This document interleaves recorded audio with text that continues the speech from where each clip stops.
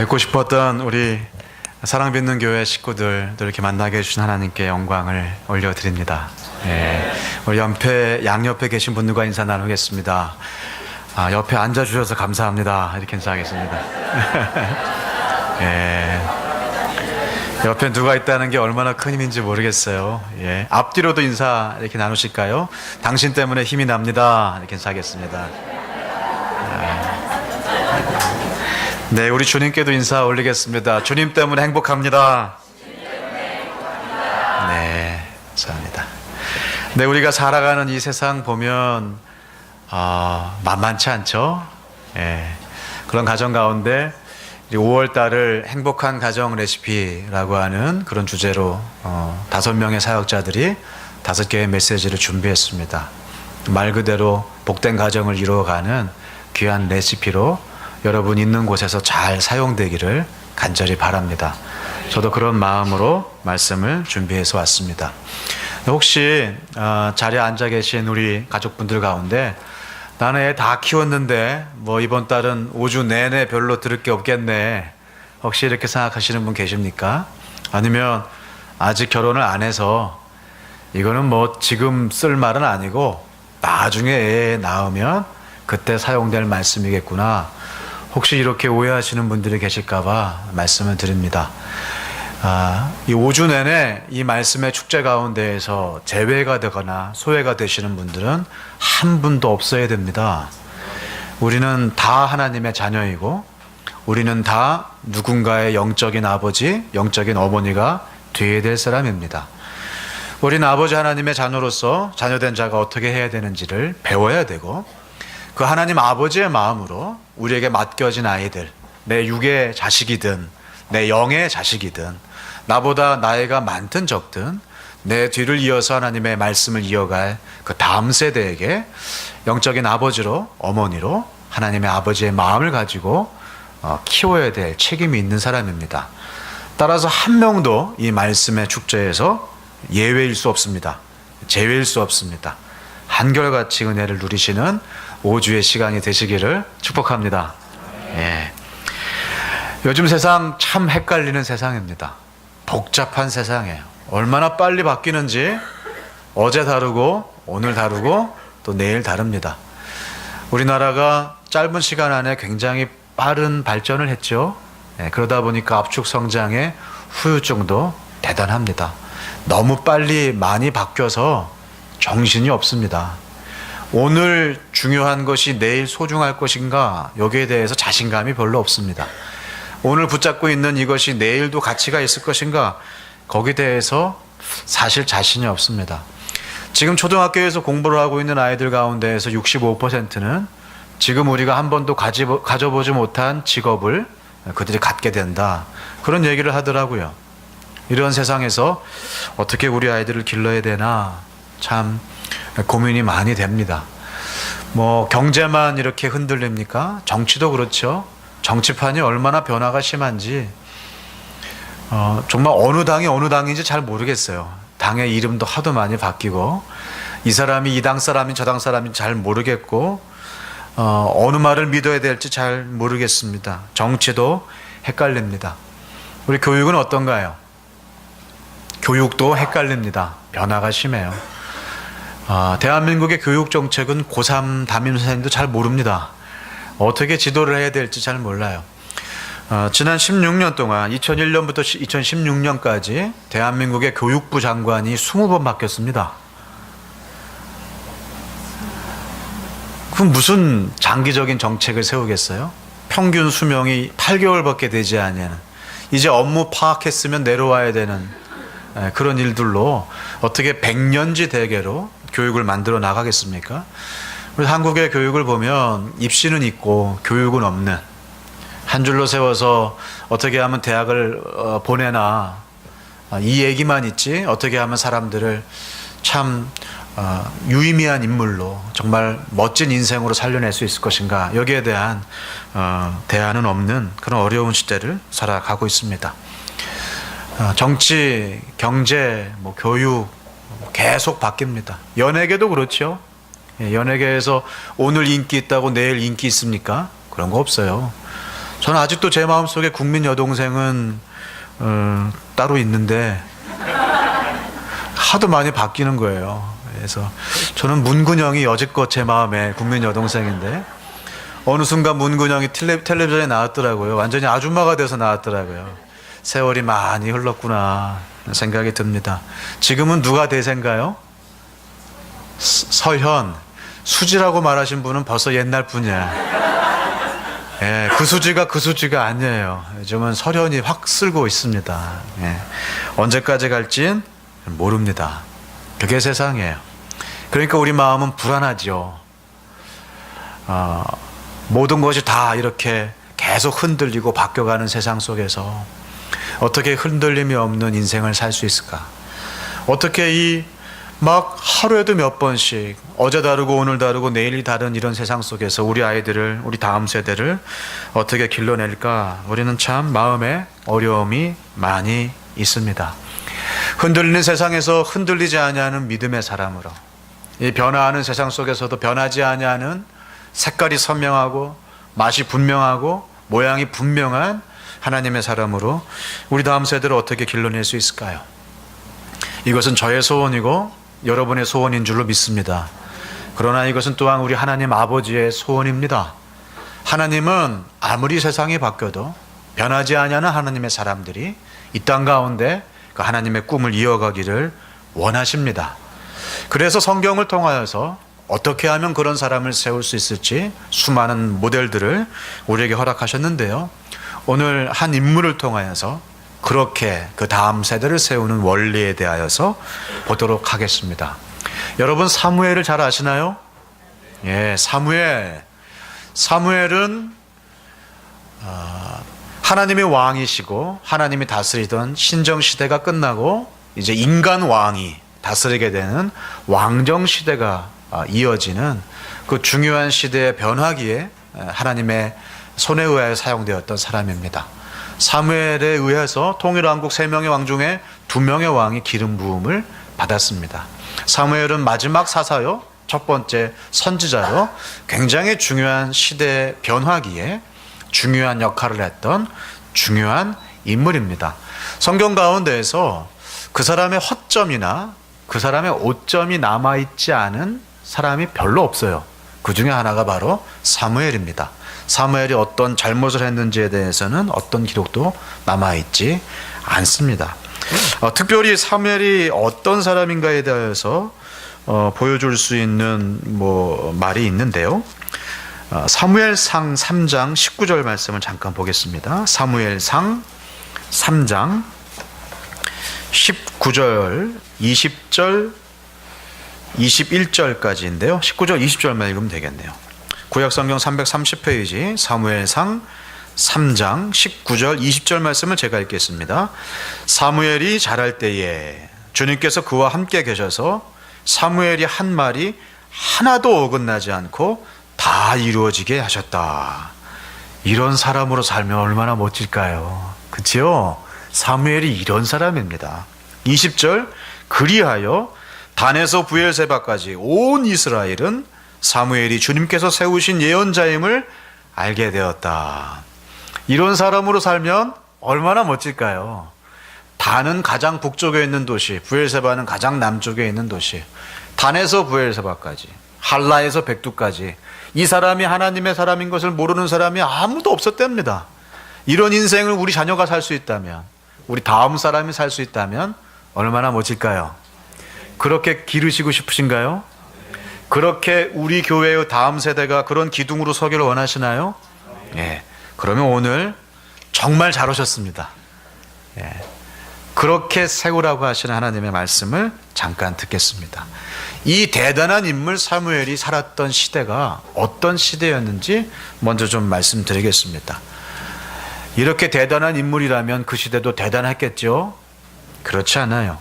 사무엘이 태어난 시대, 자라난 시대, 사역했던 시대는 요즘 못지않게 헷갈리던 시대였습니다. 요즘 못지않게 변화가 많던 시대였습니다. 그 시대가 우리는 사사시대로 이렇게 알려져 있습니다. 사사시대가 어떤 시대입니까? 제 소견에 옳은 대로 행하던 시대, 자기 마음대로 살던 시대, 하나님 아버지의 말씀은 뒤로 하고 자기 마음대로 살던 그런 악한 시대였습니다. 그런 시대에 사무엘이 어떤 가정에서 자라난지 아십니까? 사무엘은 젖을 떼자마자 엄마 곁을 떠나서 어떤 제사장 집에서 자랐습니다. 그 나라의 통치자 사사 집에서 자랐습니다. 좋은 집에서 자랐겠네요. 그렇지 않습니다. 그 제사장 그 엘리가 어떤 사람이냐 하면, 이 사람은 민족의 지도자요 사사이며 제사장이지만 그는 하나님보다 사람들을 더 두려워했던 사람입니다. 그 시대와 그 엘리를 설명한 말씀을 3장 1절에서 한번 보겠습니다. 사무엘상 3장 1절 말씀입니다. 어린 사무엘이 엘리 곁에서 주님을 섬기고 있을 때이다. 어린 아이도 주님을 섬기고 있을 때예요. 그럴 때에, 그때에는 주님께서 말씀을 해주시는 일이 어땠다고요? 드물었고 환상도 자주 나타나지 않았다. 그 시대가 그런 시대입니다. 하나님이 말씀하지 않으신 적이 있으신가요? 하나님의 꿈을 보여주지 않으신 적이 있으신가요? 하나님이 일하지 않으신 적이 있으신가요? 아니요. 하나님은 늘 말씀하시고 늘 보여주시고 늘 일하시며 하나님의 가슴은 여전히 뛰고 있습니다. 그러나 그 시대는 하나님이 들려줘도 알아듣질 못하고 보여줘도 알아보질 못하여 하나님의 말씀도 드물었고 하나님의 환상도 없었다는 그런 시대입니다. 암흑기죠. 캄캄한 영적 밤이었습니다. 그때 영적 지도자 역할을 해야 되는 엘리는 2절, 어느 날 밤 엘리가 잠자리에 누워있을 때였다. 그는 이미 눈이 어두워져서 잘 볼 수가 없었다. 이 말씀 오해하시면 안 됩니다. 엘리가 노안이 왔구나 그러시면 안 돼요. 나이는 많이 먹었겠죠. 그러나 성경의 인물들을 보면 70이 돼도 80이 돼도 이 산지를 내게 달라고 했던 갈렙이 있었고요. 그렇죠? 80의 구원의 역사를 시작하였던 모세가 있어요. 노인들이 얼마나 당찬인들을 기쁘게 감당했는지 모릅니다. 그러나 엘리는 나이 때문이 아니라 그의 영적인 눈이 어두웠다는 것입니다. 그는 알아보지 못하고 알아듣지 못하고 민감하지 못했던 그런 지도자였습니다. 사무엘은 그런 시대에 살았어요. 그런 지도자 밑에 살았습니다. 그런 집에서 자라났습니다. 사무엘과 함께 자란 엘리의 두 아들이 있습니다. 그 두 아들의 이름이 홈리와 비느하스입니다. 이 홈리와 비느하스가 어떤 형제인지, 사무엘에게 어떤 영향을 줬을지 잠깐 보도록 하겠습니다. 2장을 보겠습니다. 2장 12절 말씀입니다. 같이 한번 읽어볼까요? 시작. 엘리의 아들들은 행실이 나빴다. 그들은 주님을 무시하였다. 행실이 나빴어요. 개역성경에는 불량자라. 그 말씀이 훨씬 마음에 와닿죠. 불량해요. 제사장 아들인데 심지어 이들은 제사장이었어요. 아버지의 뒤를 이어서. 그들은 행실이 불량하였고요. 하나님을 무시하였습니다. 하나님 아버지를 존귀히 여기지 않았습니다. 성경은, 원래 원어의 성경은 하나님을 알지 못하였다라고 써 있습니다. 하나님을 알지 못할 때 그들은 하나님을 제대로 모시지 못합니다. 그들은 자신이 해야 할 성전의 일, 제사장의 일들을 또 아주 경홀히 여겼습니다. 2장 15절, 16절, 17절 말씀을 보겠습니다. 15절. 그뿐 아니라 사람들이 아직 기름을 떼내어 태우지도 않았는데 제사장의 종이 와서 제물을 바치는 사람에게 제사장님께 구워드릴 살코기를 내오시오. 그분이 원하는 것은 삶은 고기가 아니라 무슨 고기? 날고기요. 레위기에서는 날고기 먹지 말라고 했습니다. 제사장이 먹을 고기가 따로 있다고 했습니다. 그런데 홈리와 비느하스는 아주 욕심이 많았고요. 자기 배를 채우기를 원했고요. 심지어 하나님께 제사를 드리기도 전에 고기를 달라고, 그 마블링이 가득 차 있는 1등급 생고기 달라고, 난 그거 먹어야 살겠다고 그렇게 하나님의 제사를 멸시했던 사람입니다. 제사를 멸시한다는 것은 하나님의 은혜의 방편을 무시한다는 얘기입니다. 더한 죄도 짓습니다. 2장 22절 볼까요? 2장 22절 보겠습니다. 같이 읽어봅시다. 시작. 엘리는 매우 늙었다. 그는 자기 아들들이 모든 이스라엘 사람에게 저지른 온갖 잘못을 상세하게 들었고 회막 어귀에서 일하는 여인들과 동침까지 한다는 소문을 들었다. 회막, 우리 주님의 성전 안에서 일하는, 성전에서 일하는 여인들과 동침까지 한다는 얘기입니다. 엘리의 아들들도 제사장이었지만 제사장이 이 모양의 시대에 사무엘은 살았습니다. 보고 배울 것이 하나도 없는 시대에 그는 살았습니다. 바로 옆에서, 바로 위에서 그를 가르치고 그에게 영향을 줄 사람들이 이렇게 한심한 곳에서 사무엘은 자라났습니다. 그러나 사무엘은 멋진 사람으로 빛나는 보석처럼, 밤하늘이 깜깜할수록 더 밝게 빛나는 별처럼 사무엘은 이렇게 혼탁한 세상에서도 멋진 사람으로 자라났습니다. 지금도 우리는 혼탁한 세상 속에 살고 있습니다. 엘리 같은 지도자와 홈리와 비느하스 같은 동료들이 가득한 세상 속에 살고 있습니다. 이런 세상 속에서도 우리의 아이들이 사무엘처럼 보석처럼 빛나는 인생을 살기를 축원합니다. 어떻게 그럴 수 있었을까요? 어떻게 이런 지도자, 이런 동역자, 이런 나라, 이런 세상 속에서 사무엘은 보석처럼 빛날 수 있었을까요? 저는 그 아이의 엄마였던 한나에게서 하나님의 손길을 느낍니다. 그 아이의 엄마였던 한나가 그 아이를 바라보던 눈길에서 하나님의 손길을, 하나님의 눈길을 느낍니다. 그 아이를 어떻게 바라보았고 어떻게 키웠는지 우리가 오늘 배움을 가질 수 있다면 우리도 이 혼탁한 세상에서 이렇게 멋진 사무엘과 같은 아이들을 길러낼 줄로 믿습니다. 어떻게 그렇게 할 수 있을까요? 저는 딱 두 가지로 정리하겠습니다. 두 가지. 첫 번째, 한마디로 얘기하자면 이겁니다. 떡보의 믿음으로 길러내라는 겁니다. 무슨 믿음이라고요? 떡보의 믿음. 저는 어렸을 때부터 떡을 좋아했습니다. 밥보다 떡을 좋아했어요. 제 어릴 때 별명이 떡보입니다. 이 한나가 떡보의 믿음을 가지고 있었어요. 그 떡보는 아니고요. 첫 번째 떡보의 믿음의 떡은 떡하니 믿는 믿음이에요. 옆에 있는 사람에게 얘기해 주세요. 떡하니 믿는 믿음이에요. 이 보는요, 보이지 않는 것을 보는 믿음이에요. 다시 옆에 있는 사람에게 설명해 주세요. 보이지 않는 것을 보는 믿음이에요. 이 떡보의 믿음을 잠깐 설명해 드리도록 하겠습니다. 여러분, 한나가 어떻게 사무엘을 낳게 됐죠? 기도해서 얻게 되었습니다. 한나는 오랫도록 아이를 갖지 못했습니다. 그래서 서름이 가득 찼습니다. 남편은 자기를 특별히 더 사랑했지만 자기보다 사랑을 받지 못하는 또 다른 아내는 열심히 아이를 낳았는데 자기에는 아들이 없었어요. 그래서 한나는 아이가 없어 서러운 기도를 하나님 앞에 드립니다. 기도를 드리다 서원 기도를 합니다. 하나님, 저에게 아들을 주시면 저는 이 아이를 하나님의 사람으로 드리겠습니다. 하나님의 사람으로 바치겠습니다. 그래서 아이를 얻습니다. 이야기는 서원 기도해야 아이 얻는다 그런 얘기가 아닙니다. 내 아이가 아니라 하나님의 사람으로, 오늘 우리가 헌화식에서 수많은 아이들을 하나님의 사람으로 바친 것처럼 내가 원하는 내 자식이 아니라 하나님이 원하시는 하나님의 사람으로 이 시대를 빛낼 인물로 하나님 앞에 드리겠다는 서원을 하나님이 사용하신 것입니다. 하나님은 지금도 그런 하나님 앞에 드리는, 자기의 자녀를 자신의 소유로 생각하지 아니하고 하나님 앞에 드리는 모든 부모의 고백들을 사용하시는 줄로 믿습니다. 그래서 하나님은 한나에게 사무엘을 허락하여 주셨습니다. 그런데 그 허락되는 과정들을 잠깐 보면요, 1장입니다. 사무엘상 1장 17절 말씀 보겠습니다. 한나가 막 기도합니다. 어떻게 열심히 기도했던지 술 취한 여자처럼 보일 정도로 기도했어요. 엘리는 눈이 안 좋았다고 그랬죠. 민감하지 못했다고 그랬죠.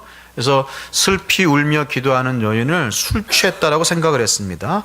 그러나 설명을 합니다. 저는 그렇게 나쁜 여자가 아닙니다. 저는 원통하고 괴로워서 이렇게 기도하고 있는 겁니다. 그럴 때 1장 17절에서 엘리가 말합니다. 그렇다면 평안한 마음으로 돌아가시오. 이스라엘 하나님이 그대가 간구한 것을 이루어 주실 것이요. 그걸 보고 아멘 하면서 한나는 돌아갔어요. 근데 제가 볼 때 엘리의 행태를 볼 때 이게 진짜 축복이었는지 아니면 너무 시끄러워서 집에 가서 기도하세요.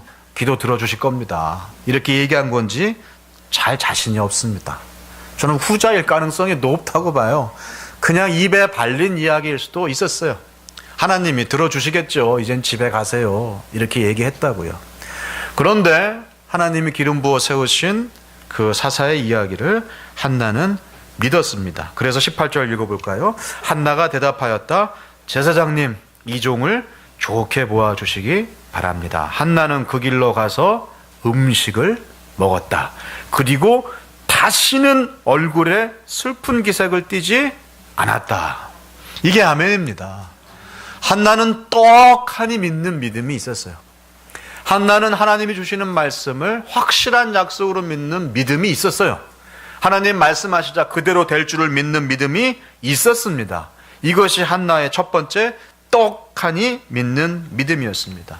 시금전폐하고 울며 불며 해결되지 않는 삶의 문제를 가지고 하나님 앞에 기도할 때 하나님이 말씀하시자 그는 잘 먹었고요.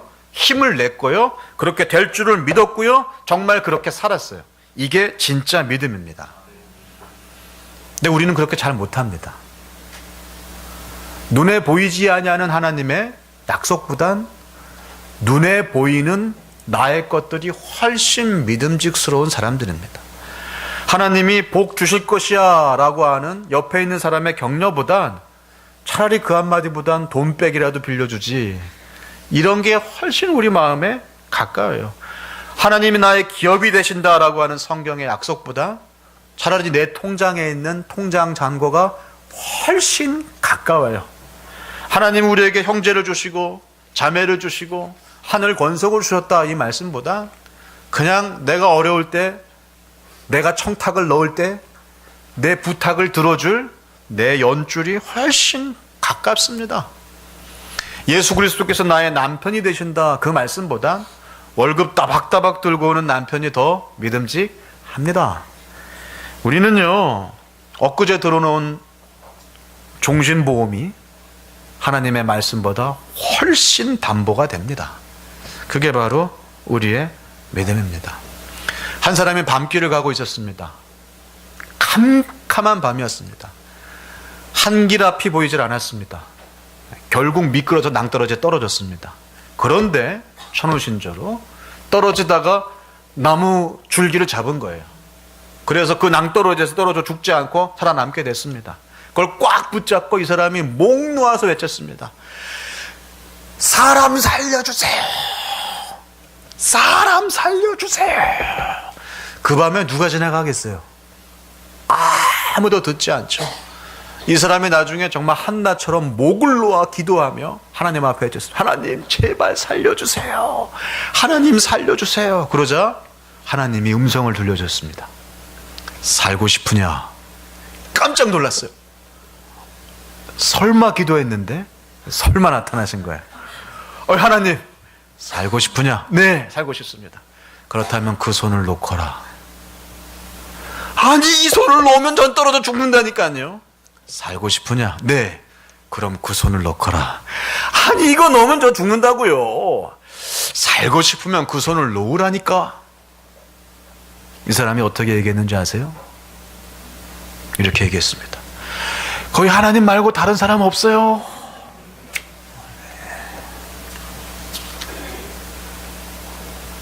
날이 밝아왔어요. 천천히 멀리 동쪽에서 새가 뜨기 시작합니다.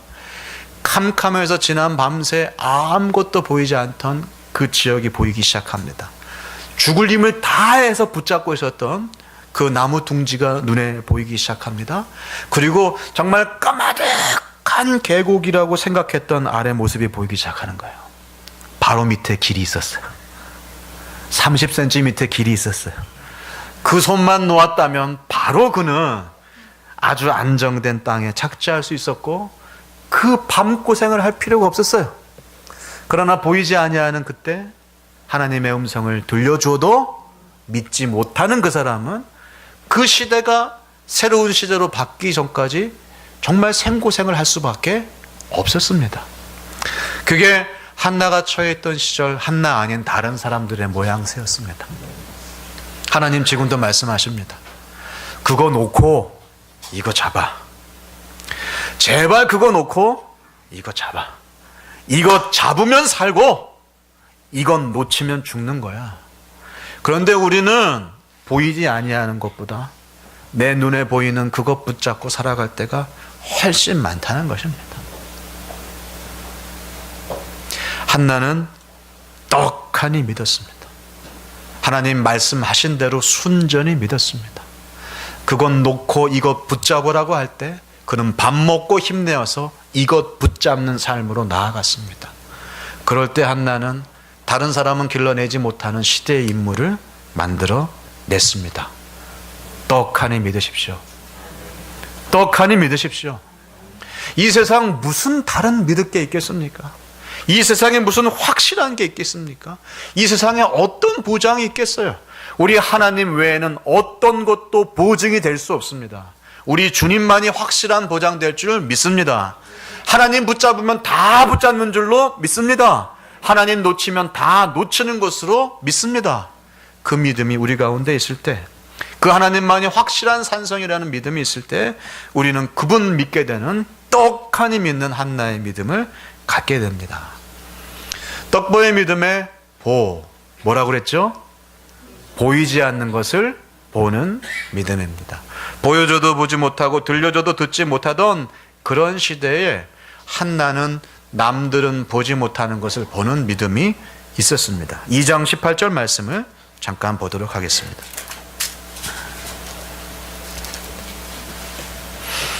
2장 18절, 19절 말씀 같이 한번 읽어보겠습니다. 시작. 한편 어린 사무엘은 못이 에봇을 입고 주님을 섬겼다. 사무엘의 어머니는 해마다 남편과 함께 매년 제사를 드리러 성소로 올라가곤 하였다.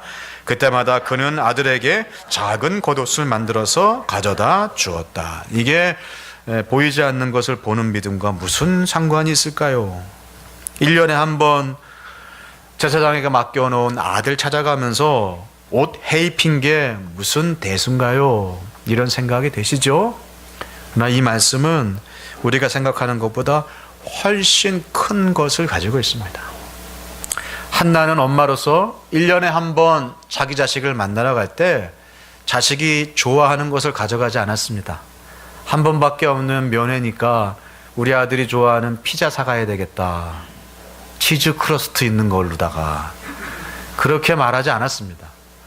한나는 우리 아이가 좋아하는 나이키 신발 사줘야 되겠다. 그러지 않았습니다. 한나는 우리 아이가 좋아하는 게임기 들고 가야 되겠다. 그렇게 생각하지 않았습니다. 우리 아이가 가져야 할 옷을 입혀야 되겠다. 우리 아이가 입어야 할 옷을 입혀야 되겠다. 우리 아이가 평생 벗지 말아야 할 옷을 입혀야 되겠다 해서 그는 못이 옷을 가지고 올라갔습니다. 18절에 어린 사무엘이 무슨 옷을 입고 있었다고요? 못이 에봇을 입고 있었습니다. 에봇은 제사장이 입는 옷입니다. 에봇은 누구나 입는 옷이 아닙니다. 제사장이 누구입니까? 죄 없으신 하나님과 죄 많은 세상을 연결하는 사람입니다. 제사장을 라틴어로 브릿지 빌더, 다리 놓는 사람이라 이렇게 표현합니다. 제사장은 하나님과 세상 사이에 다리를 놓아주는 사람입니다. 우리 예수님이 그런 일을 하셨습니다. 예수님은 우리에게도 말씀하십니다. 우리가 바로 그런 거룩한 제사장이라고요. 그 거룩하신 하나님과 아무 상관없이 살아가는 사람들을 이어주어야 할 다리가 되어야 됩니다. 한나는 사무엘이 그런 사람이며 사무엘을 그렇게 바쳤고 사무엘은 그런 사람으로 커야 한다고 확실히 믿었습니다. 그래서 어린 아이였지만 그 아이에게 매년 갈 때마다 피자 조각 먹여주고 장난감 들려주는 대신에 모시 옷을 입혔습니다. 그리고 그의 눈을 쳐다봤겠죠. 그리고 한나는 사무엘에게 뭐라고 얘기했겠습니까? 넌 하나님의 사람이야. 넌 세상과 달라. 넌 제사장이야. 넌 특별한 사람이야. 너를 통하여서 하나님은 이 세상을 회복시키시고 너를 통하여서 하나님은 세상을 만나 주실 거야. 너는 그런 사람인 것을 잊어버리면 안 돼. 한나는 어린 사무엘이 젖된 다음부터 한 해도 빠짐없이 그 아이 속에 있는 하나님의 비전을 보았고 그 아이 속에 있는 비전을 사무엘도 보기를 원해서 그 아이에게 매년 제사장의 옷을 입혔습니다. 네가 입어야 할 영광의 옷을 입어야 한다라고 가르쳤습니다. 미래의 지도자들, 오늘의 살려내는 눈이 있었던 것입니다. 사무엘 속에 있는 하나님의 꿈을 보았던 그런 한나의 눈을 통하여서 하나님은 놀라운 일을 하신 것입니다. 한나는 남들이 보지 못하는 것을 보았습니다. 우리는 우리 아이들을 볼 때 우리 아이들이 갖추지 못한 것을 보게 됩니다. 우리 아이들의 부족한 면을 보게 됩니다. 우리 아이를 보면 항상 부족하죠. 늘 미숙하고 자기밖에 모르고 부모 말은 안 듣는다고 표현하면 약하죠. 너무. 부모 말은 지지리도 안 듣고 앞으로 뭐가 되겠나 그런 싶은 마음이 솔직히 우리 마음 가운데 듭니다. 우리 아이들 연약합니다. 우리 아이들 볼품 없습니다. 그래서 우리 아이들을 보면 희망이 보이질 않습니다. 소망이 보이질 않습니다. 그러나 저는 제가 배우기를 우리 아이들 속에 하나님이 두신 목적이 분명히 있다고 배웠고 하나님은 우리 아이들을 통하여서 지금과 나중을 세우실 것이라고 배웠습니다. 제가 어린이 부서를 맡아서 사역을 할 때 종종 그런 일들을 많이 만나게 됩니다. 왜 있잖아요. 주일날 오면 꼭 전도사님 아주 힘들게 하는 아이들 여러 부류가 있는데 첫 번째 꼭 내가 모르는 것만 물어보는 아이들이 있어요. 집에서 무슨 신학 난제 이런 거 연구해서 오는 것 같아요. 도저히 대답하기 어려운 질문들을 가지고 와서 그 신대원생 이제 신학 처음 시작한 초보 사역자한테 골탕을 먹이는 그런 애들이 있었습니다. 또 그런 애들이 있죠. 목소리 큰 애들. 얼만큼 크냐면 제 목소리보다 더 커요. 마이크 된 설교자의 목소리보다 훨씬 큰 목소리로 떠들고 있는 아이들이 있습니다. 또 그런 애들 있죠. 예배 시간 내내 돌아다니는 아이들. 어떻게 그 아이들은 지치지도 않아요. 2시간을 뛰어요. 1시간을 뛰어요. 그런 애들이 있어요. 그런 아이들을 보면서 제가 뭐라고 얘기를 했을까요? 제가 이렇게 기도했을까요? 하나님 저 아이 이민 보내주세요. 아니면 저를 이민 보내주시든지 둘 중에 하나는 없어져야 이 싸움이 끝날 것 같습니다. 너는 입 다물고 조용히 하라고 얘기를 했을까요? 넌 제발 돌아다니지 말고 좀 자리에 앉아있으라 그렇게 얘기했을까요? 물론 제 마음에 그런 목소리가 여기까지 가득 찼죠. 저는 제가 배운 대로 했습니다. 야, 너는 앞으로 위대한 신학자가 될 거야. 그냥 말해주면 말해주는 대로 가만히 듣고 있지 않고 이게 진짜 그러한가 상고하고 묵상하고 배려할 사람들처럼 집에 가서 연구해서 그 궁금한 것을 이렇게 가지고 오니 내가 공부하지 않을 수가 없구나. 넌 대단한 신학자가 될 거야. 야, 너는 진짜 목소리가 1시간은 떠들어도 쉬질 않는구나. 넌 앞으로 대단한 전도자가 될 거야. 그 목소리로 하나님의 복음을 전하면 얼마나 많은 사람이 듣겠니? 내 목소리보다 내 마이크 소리보다 훨씬 또렷하다. 넌 그 목소리로 수많은 사람을 깨우칠 거야. 야, 넌 어떻게 2시간을 뛰어도 지치지 않냐? 하나님이 너의 에너지를 사용하실 거야. 너의 그 지치지 않는 2다리를 사용하실 거야. 그렇게 막 제가 축복했어요. 그러면 이 녀석들이 눈치를 딱 채고 가만히 앉아 있어야 되는데 계속 뛰죠. 보라고 이것 보라고 그러면서 계속 떠들죠. 그 아이들이 어떻게 자랐을까요? 어느 날 제가 한 신문에서 작은 기사를 봤어요. 그 제자가 나와 있더라고요. 그 2시간을 쉬지 않고 돌아다니던 그 아이가 사이클 국가대표 선수가 된 거예요. 이렇게 튼튼한 허벅지를 가지고. 근데 왜 국민일보에 나왔을까 이렇게 봤더니 그 아이가 자전거 뒤에다가 태극기를 달고 전 세계를 자전거로 여행을 하면서 복음을 전하는 선교사가 되었다는 그런 소식을 이렇게 보았습니다. 그걸 보면서 제 마음에 너무 기쁜 거예요. 내가 보았던 그 꿈대로 그 꿈이 현실이 된 것을 저는 보았습니다. 그때 제발 앉아 있어라. 조용히 입 다물어. 가만히 있어. 그랬으면 그 아이가 사이클 선수가 되었겠냐고요. 걔는 아마 잊어버렸을지 모르겠지만 저는 다 기억합니다. 국가대표가 된 건 다 저 때문이에요. 그 목소리 큰 녀석이 어떻게 됐는지는 잘 모르겠습니다. 어디에서 무슨 소리를 하고 있는지는 잘 모르겠어요. 그 요상한 질문만 해오던 그 아이가 지금 어떻게 컸는지 잘 모르겠어요. 그러나 저는 믿습니다. 하나님의 주신 꿈은 결국 성취될 것이라. 그 아이에게 두신 비전, 그 아이를 통해서만 얻으실 영광을 하나님은 분명히 거두실 것이라고 저는 믿습니다. 그런데 우리는 그 꿈을 가둡니다. 내 생각에 맞지 않다고, 내 상황에 옳지 않다고, 내 유익에 유익하지 않다고 우리는 아이를 재단하고 가두고 박스 안에 넣고 이렇게 살라고 얘기합니다. 한나는 사무엘 속에 있는 하나님을 봤습니다. 한나는 그 제사장의 옷을 입고 제사장의 역할을 하는 미래의 사무엘을 보았습니다. 그 미래를 오늘에 세웠습니다.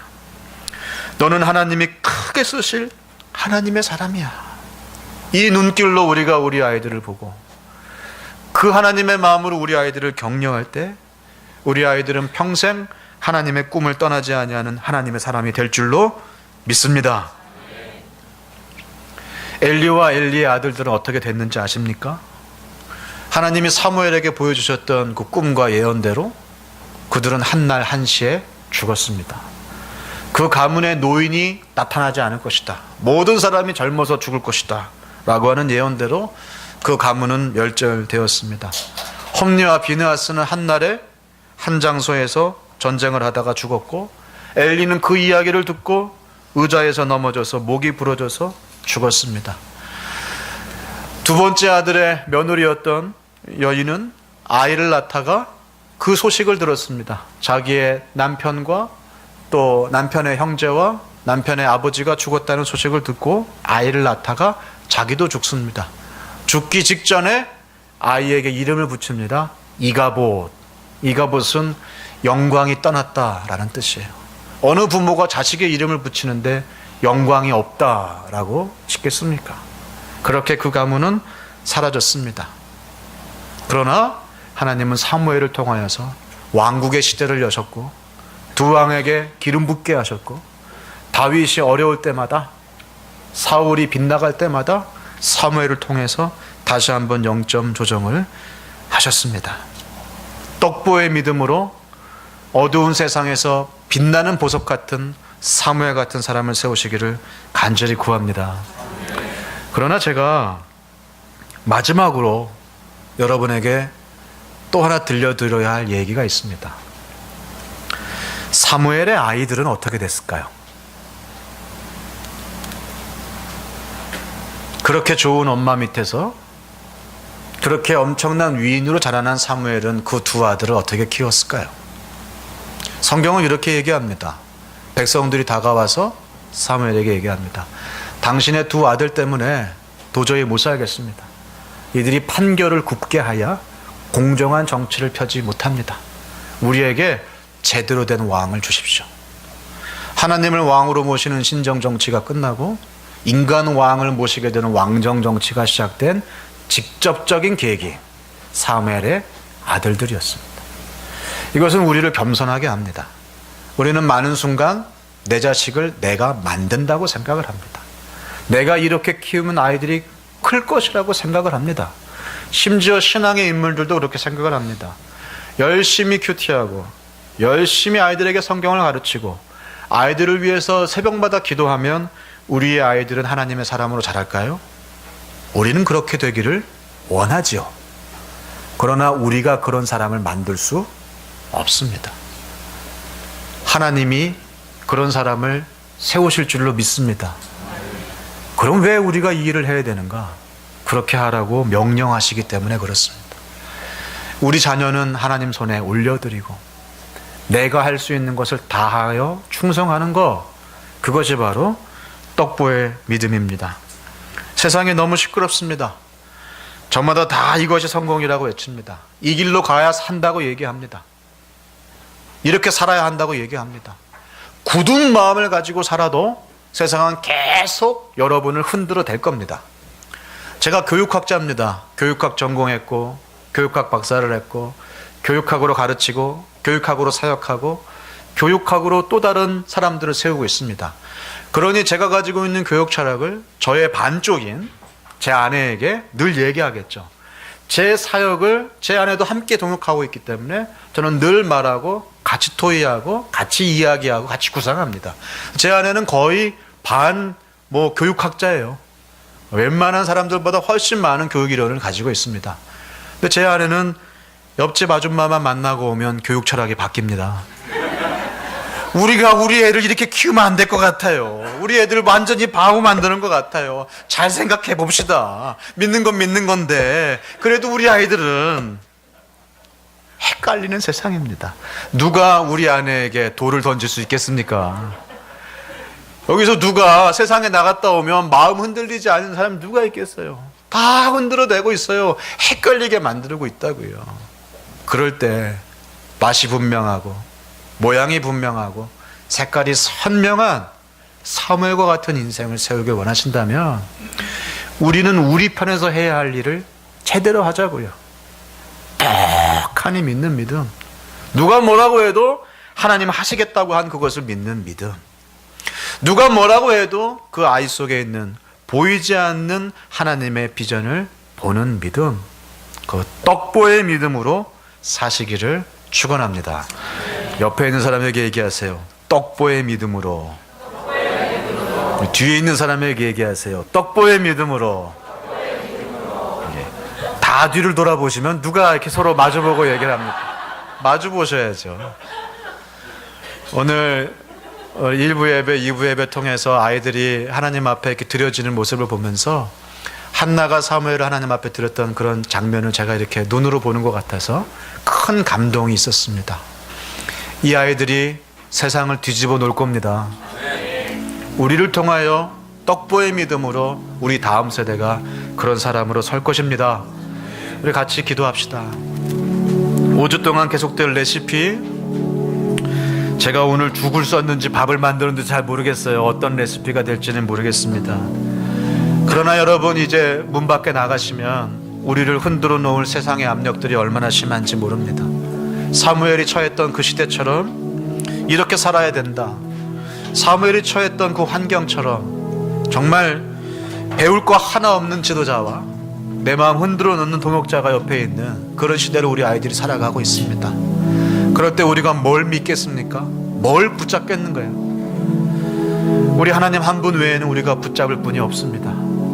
그분 말씀하실 때 떡하니 믿는 믿음으로, 그 보이지 않는 것도 보는 믿음으로 우리 아이들 속에 숨겨두신 하나님의 꿈이 정말 멋지게 펼쳐지기를 우리 함께 우리의 자녀들을 위하여, 우리 사랑 믿는 교회의 다음 세대들을 위하여, 이 나라의 미래를 위하여서 우리 함께 기도하도록 하겠습니다. 기도합시다. 좋으신 하나님, 은혜를 감사합니다.